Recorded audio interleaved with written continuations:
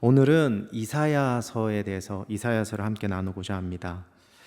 우리가 신앙생활을 하다가 보면 하나님께서 나의 기도를 전혀 들어주시지 않는 것 같은 생각이 들 때가 있습니다. 또 내가 하나님으로부터 버림을 받았다라고 느껴질 때도 있습니다. 오늘 본문이 바로 그런 본문입니다. 이사야서 1장을 읽어보면 하나님께서 이스라엘을 완전히 버리시려고 하시는 것 같다라는 생각을 들게 합니다. 그런데 그것이 우리의 오해라는 것을 여러분들은 다 아실 것입니다. 성경 전체를 관통하는 하나의 주제는 하나님의 사랑입니다. 오늘 함께 읽은 본문만 보더라도 그것을 알 수 있습니다. 본문 2절과 3절에 하나님께서 이스라엘을 부르시는 호칭이 있습니다. 2절과 3절을 보시겠습니다. 하늘이여 들으라, 땅이여 귀를 기울이라. 여호와께서 말씀하시기를 내가 자식을 양육하였거늘 그들이 나를 거역하였도다. 소는 그 임자를 알고 나귀는 그 주인의 구유를 알건만은 이스라엘은 알지 못하고 나의 백성은 깨닫지 못하는도다 하셨도다. 하나님께서는 선지자 이사야를 통해서 이스라엘 백성들이 지금 어떤 상태에 있는지를 알리고 계십니다. 그들은 하나님의 말씀을 듣지 않습니다. 그들은 하나님을 알려 하지도 않습니다. 또한 그들은 하나님의 법에서 떠나 있습니다. 그런데 그런 이스라엘 백성들을 향해서 하나님께서는 내 자식, 내 백성이라고 표현하고 있습니다. 2절과 3절을 통해서 우리가 또 알 수 있는 것은 하나님께서 이스라엘 백성을 양육하셨다라는 것입니다. 부모가 자식을 양육하듯이 하나님께서 이스라엘 백성을 자식으로 여기시고 양육하셨습니다. 이 양육이라는 표현에 담긴 의미는 키우고 높였다입니다. 물론 다른 나라, 다른 민족들을 키우신 이도 하나님이십니다. 그러나 특별히 이스라엘 민족을 키우셨고 또한 자기 백성이 되는 자리까지 높이셨습니다. 그런데 이스라엘 백성은 그 특별한 은혜를 저버린 것입니다. 하나님의 가르침과 보살핌을 받는 우리도 하나님의 자녀로 높임을 받았습니다. 그런데 어느 순간 우리의 삶이 안정되어 보이고 우리의 환경이 좋아져 보이고 특별히 우리가 하나님의 자녀라고 해서 그리스도인이라고 해서 핍박받는 환경에 놓여 있지 않게 되었다는 것을 알 때, 우리가 평안함을 느낄 때 우리는 우리의 신앙이 이 정도면 됐어 라고 생각하게 됩니다. 이 정도면 할 만큼 했어. 이 정도면 하나님도 잘했다라고 말씀하실 거야. 이만큼 했는데 내가 뭘 여기서 더해. 여기까지 하면 되지. 이런 생각들이 우리의 머릿속에, 우리의 마음에 들어설 때 다른 누구도 아닌 사탄은 기뻐합니다. 근데 그냥 기뻐하는 것이 아니라요, 잔치를 열 만큼 기뻐합니다. 우리가 특별히 하나님을 떠나고 교회에 나오지 않고 큰 어떤 잘못을 저질러야만 하나님 앞에 범죄하는 것이 아니라는 것입니다. 성경은 우리가 하나님의 뜻을 깨닫지 못하고 하나님을 알지 못할 때 어떻게 말하고 있는지 우리 한번 보도록 하겠습니다. 4절입니다. 슬프다 범죄한 나라여, 허물진 백성이요, 행악의 종자요, 행위가 부패한 자식이로다. 그들이 여호와를 버리며 이스라엘의 거룩하신 이를 만홀히 여겨 멀리하고 물러갔도다. 성경은 하나님에 대한 불신앙, 불순종에 대해서 범죄한 나라, 허물진 백성, 행악의 종자, 행위가 부패한 자식이라고 표현합니다. 하나님을 떠났다는 것은 내가 몸을 돌이켜서, 마음을 돌이켜서 떠나는 것도 있지만 내 안에 하나님을 온전히 믿지 않는 것 또한 포함을 하고 있습니다. 내 몸은 교회에 있어요. 그리고 교회에서 나는 직분자입니다. 겉으로 보기에 믿음이 있는 사람인 것 같습니다. 그러나 내 삶에서 하나님을 따르지 않고 하나님의 존재를 온전히 믿지 않고 내 안에 하나님이 계시지 않는다면 나는 하나님 앞에 범죄한 사람이라는 것입니다. 우리의 마음이 하나님을 떠났다는 것은 무엇을 말하는 것입니까? 그것은 내 뜻대로, 내 마음대로, 내 생각대로 내 삶을 살아간다라는 것입니다. 입으로는 하나님을 이야기합니다. 믿음을 이야기합니다. 사랑을 이야기합니다. 그러나 내 안에 하나님은 없다라는 것입니다. 그것은 하나님을 기망하는 행위입니다. 우리가 하나님을 떠나면 우리의 영혼은 죽어가게 됩니다. 그리고 결국 죽음을 맞이합니다. 우리의 영혼이 죽는다는 것은 황폐하게 된다라는 것을 뜻합니다. 완악해진다라는 것입니다. 늦가을쯤 되면 나뭇잎들이 많이 떨어지죠. 그리고 그 잎들은 나중에 어떻게 됩니까? 바짝 마르게 됩니다. 그 바짝 마른 나뭇잎을 손으로 주우려고 하면 어떻게 되죠? 바스러집니다. 하나님을 떠나면 우리의 영혼이 그렇게 된다라는 것입니다. 아주 오래전에 저에게 나뭇잎을 통해서 주님이 깨닫게 해주신 것입니다. 그때 저에게 주님께서 하신 말씀이 이것이었습니다. 네 영혼이 이렇게 될 수도 있다. 제가 처음 그것을 깨달았을 때 느꼈던 그 두려움, 그 공포는 지금도 제 마음 가운데 남아 있습니다. 5절과 6절을 계속해서 보시겠습니다. 너희가 어찌하여 매를 더 맞으려고 패역을 거듭하느냐? 온 머리는 병들었고 온 마음은 피곤하였으며 발바닥에서 머리까지 성한 곳이 없이 상한 것과 터진 것과 새로 맞은 흔적뿐이거늘 그것을 짜며 싸매며 기름으로 부드럽게 함을 받지 못하였도다. 성경이 말하는 대로 영혼이 병들어가고 있음에도 싸매지지 못합니다. 기름으로 부드럽게 함을 받지도 못한다고 합니다. 그대로 방치되어 버립니다. 그대로 썩어가게 됩니다. 치유받지 못하게 된다는 것을 말씀하고 계십니다. 이것이 하나님을 떠났을 때 우리가 겪게 될 일들입니다. 그 누구도 나의 아픔, 나의 힘듦, 나의 괴로움을 온전히 위로해주고 보살펴주지 않습니다. 오히려 더 상처를 내고 더 힘들게 몰아갈 뿐입니다. 우리가 하나님을 떠나서 살게 되면 오히려 우리는 수치를 당하게 됩니다. 부끄러움을 당하게 된다는 것입니다. 7절과 8절 말씀이 바로 그 말씀입니다. 너희의 땅은 황폐하였고 너희의 성읍들은 불에 탔고 너희의 토지는 너희 목전에서 이방인에게 삼켜졌으며 이방인에게 파괴됨 같이 황폐하였고 딸 시온은 포도원의 망대같이 참외밭의 원두막같이 애워싸인 성읍같이 겨우 남았도다. 이방 나라에 애워싸이고 삼켜지고 파괴되고 겨우 형체만 남게 된다는 것입니다. 하나님을 모르는 사람들은 사람들의 평판에 의해서 좌우됩니다. 아주 작은 것에 상처받고 또 상처를 줍니다. 별것도 아닌 일에 서로 신경을 쓰며 대립하게 됩니다. 성공이라는 목표를 가지고 그것을 향해서 때로는 친구의 손을 놓아야 할 때도 있습니다. 우리가 말하는 포용, 이해, 사랑은 어느 책에서나 나오는 것처럼 대합니다. 하나님을 모르면, 하나님의 말씀을 모르면 우리 역시도 이렇게 잔인한 경쟁 가운데 놓여서 수치와 수모와 모멸감을 당하거나 상대에게 주며 살아갈 수밖에 없다라는 것입니다. 그러나 성경은 하나님의 말씀을 지키고 믿는 자는 부끄러움을 당하지 않을 것이다 라고 말합니다. 로마서 10장 11절 말씀입니다.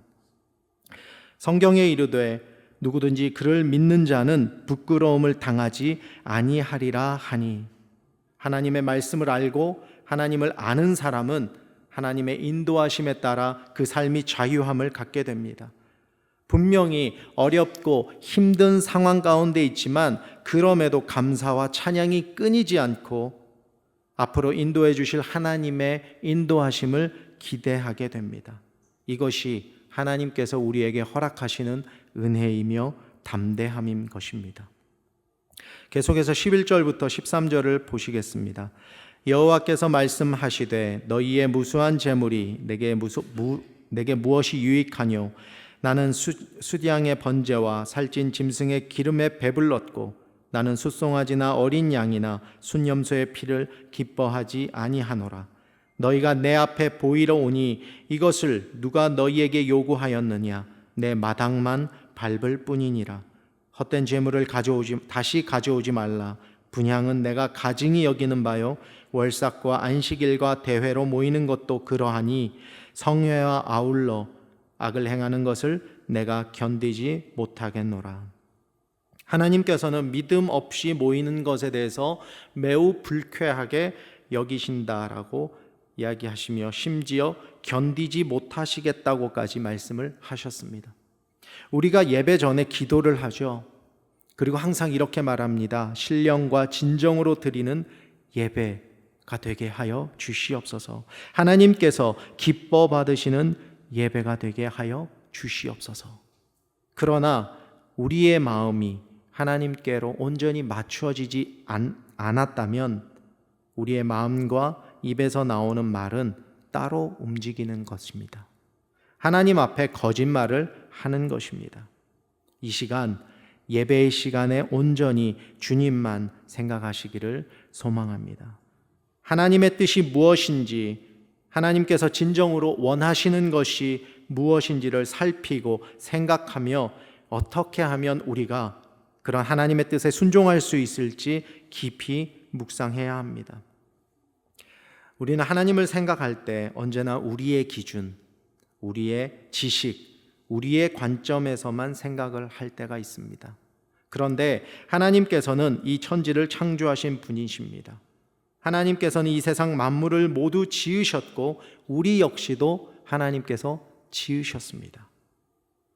때문에 우리는 하나님을 생각할 때 우리의 제한된 생각 안에서 생각을 하면 안 된다라는 것입니다. 이것도 하나님 앞에서 죄를 짓는 것이고 하나님 앞에서 교만한 것입니다. 하나님께서는 이런 행동들을 가증히 여기시며 이런 마음으로 드려지는 예배를 받지 않으신다라고 말씀하셨습니다.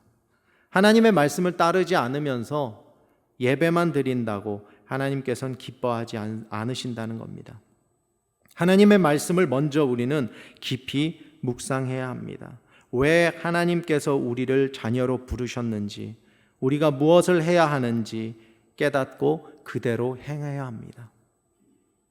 그렇지 않으면 하나님께서는 우리의 기도를 듣지 않으신다라고 했습니다. 우리가 하나님을 향해서 손짓할 때 당신의 눈을 손으로 가리신다라고도 했습니다. 우리의 이런 믿음 없는 행위는 그저 하나님 전에 마당만 밟는 것이라고 성경은 분명히 기록하고 있습니다. 하나님께서는 하나님의 법에서 떠난 이스라엘 백성들이 범법자들, 행악자들, 부패한 자식들이라고 하셨지만 그럼에도 이스라엘을 위해서 남겨놓은 사람들이 있다고 하셨습니다. 하나님께 범죄하고 심판받아야 할 우리지만 그럼에도 하나님께서 남겨놓으신 자들이 있다는 것에 우리는 감사해야 합니다. 우리가 바로 그 생존자들, 그 남겨놓은 자들일 수 있기 때문입니다. 하나님께서는 오늘 본문에 분명히 말씀하셨습니다. 19절, 20절입니다. 너희가 즐겨 순종하면 땅의 아름다운 소산을 먹을 것이요 너희가 거절하여 배반하면 칼에 삼켜지리라. 여호와의 입의 말씀이니라. 비록 우리가 죄 가운데 있다 할지라도 하나님의 말씀에 지금이라도 순종하고 온전히 돌이킬 때 하나님께서는 땅의 소산, 아름다운 소산을 먹게 하신다라고 했습니다. 그러나 끝까지 돌이키지 않으면 결국 칼에 삼켜질 것이라고도 말씀하셨습니다. 우리의 마음을 온전히 하나님께 맞추어서 주님의 은혜 안에서 거하시기를 소망합니다. 우리를 하나님께서 자녀로 세우셨습니다. 하나님의 자녀로 바르게 살아갈 때 하나님께서는 우리의 모든 죄를 기억하지 않으시고 우리의 죄가 붉을지라도 희게 될 것이라고 말씀하셨습니다. 그런 은혜의 하나님을 믿고 말씀에 순종하는 저와 여러분들이 되시기를 소망합니다. 앞에서 언급했듯이 오늘 본문을 보시면 하나님께서 이스라엘을 벌하시기로 작정하신 것처럼 보입니다. 이스라엘을 다시는 회복시키지 않으실 것처럼 보이기도 합니다. 그러나 하나님의 마음은 우리가 생각하는 것과 다르다는 것을 우리는 말씀을 통해서 알 수 있습니다. 25절에서 27절 말씀입니다. 내가 또 내 손을 내게 돌려 내 찌꺼기를 잿물로 씻듯이 녹여 청결하게 하며 내 혼잣물을 다 제하여 버리고 내가 내 재판관들을 처음과 같이 내 모사들을 본래와 같이 회복할 것이라. 그리한 후에야 내가 의의 성읍이라 신실한 고울이라 불리리라 하셨나니 시온은 정의로 구속함을 받고 그 돌아온 자들은 공의로 구속함을 받으리라. 하나님께서 징계하시고 심판하시는 것이 완전히 멸하기 위함이 아니라 다시 회복시키기 위함입니다. 우리는 이런 하나님의 마음을 알고 하나님께로 돌이켜야 합니다. 끝까지 마음을 굳히고 교만한 마음을 가지게 되면 결국 멸망만을 경험하게 될 것입니다. 28절부터 31절의 말씀을 보시겠습니다. 그러나 패역한 자와 죄인은 함께 패망하고 여호와를 버린 자도 멸망할 것이라.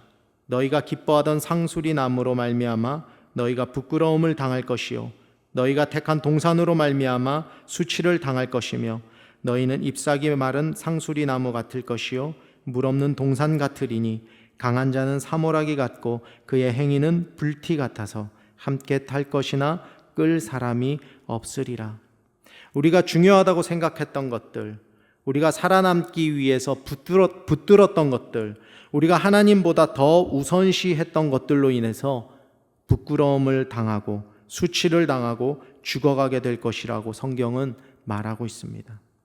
우리의 마음을 돌이켜 주님만을 바라보길 소망합니다. 우리의 시선이 온전히 주님께 맞춰져 있을 때 우리는 주님의 긍휼하심을 입게 될 것입니다. 1장은 오늘 함께 본 이사야서 1장의 마지막은 하나님의 말씀에 순종하는 자들에게는 회복과 은혜를 주시지만 패역한 자와 죄인들은 함께 패망하며 여호와를 버린 자도 멸망할 것이라는 엄중한 심판의 메시지를 전하는 여호와의 말씀입니다. 우리는 하나님의 은혜, 사랑, 축복에 초점을 맞춰서 말씀을 보고 또 그 은혜와 사랑과 축복이 우리에게 임하기를 늘 원합니다. 그래서 우리가 믿는 하나님은 그런 축복의 하나님, 은혜의 하나님, 사랑의 하나님으로만 기억할 때가 있습니다. 그런데 우리가 따르는 하나님은 언제나 은혜와 사랑과 축복만 있는 것이 아니라는 것을 기억해야 합니다. 하나님 앞에서 잘못했을 때 우리는 분명 심판을 받을 것입니다. 그리고 그 심판은 우리가 생각하는 것보다 더 강하고 무서운 것임을 알아야 합니다. 1장 마지막 부분이 29절부터 31절을 읽으며 말씀을 맺고자 합니다. 이 말씀은 하나님을 알려하지 않고 하나님의 이름을 기망하며 하나님 앞에서 죄를 서슴지 않는 자들을 향해서 하신 여호와의 말씀입니다. 너희가 기뻐하던 상수리 나무로 말미암아 너희가 부끄러움을 당할 것이요 너희가 택한 동산으로 말미암아 너희가 수치를 당할 것이며 너희는 잎사귀 마른 상수리 나무 같을 것이요 물 없는 동산 같으리니 강한 자는 사모라기 같고 그의 행위는 불티 같아서 함께 탈 것이나 끌 사람이 없으리라. 기도하겠습니다.